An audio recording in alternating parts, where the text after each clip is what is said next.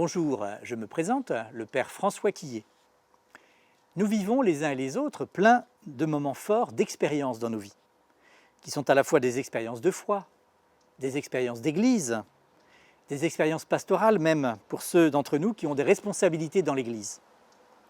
Mais il faut reconnaître que c'est rare qu'on prenne le temps de s'arrêter pour raconter ces expériences, pour les relire, pour les analyser.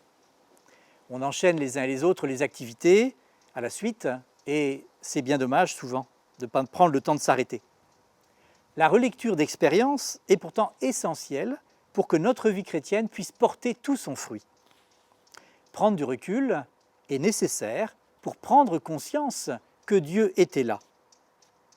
C'est parce qu'un peuple a pris le temps de relire son expérience pour y trouver les traces de Dieu que nous avons aujourd'hui les textes de la Bible, qui sont des témoignages de croyants qui nous partagent leur relecture et du coup leur expérience de Dieu. Pensons aussi aux disciples de Jésus sur le chemin d'Emmaüs dans les évangiles. Après la mort de Jésus, Jésus ressuscité les rejoint. Mais au départ, ils ne l'ont pas reconnu. Ils avaient, nous dit le texte, le cœur encore fermé. Ils étaient comme nous qui souvent passons à côté des signes que Dieu nous fait.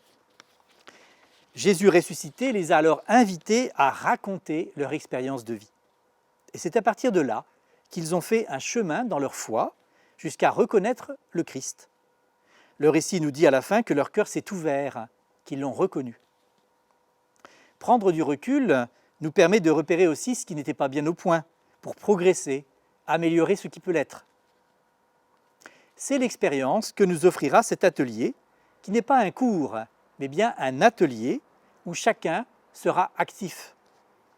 Nous prendrons le temps de rédiger des récits d'expérience à partir de nos propres expériences. Nous les accueillerons en petits groupes. Chacun, à tour de rôle, présentera un récit aux autres. Raconter son récit, déjà, fait avancer, dans un climat d'écoute bienveillante, bien sûr, des autres du groupe. Nous éclairerons ces récits, nous les enrichirons par nos échanges, et aussi avec des apports théologiques des textes qu'on fournira à chaque fois. En petits groupes de 5 à 7 participants, nous ferons ce qu'on appelle de la théologie pratique, c'est-à-dire partir de notre pratique pour faire réellement de la théologie. Nous aborderons des thèmes différents à chaque séance d'atelier. La paroisse, l'évangélisation, le service de la diaconie, c'est-à-dire de la charité, les ministères.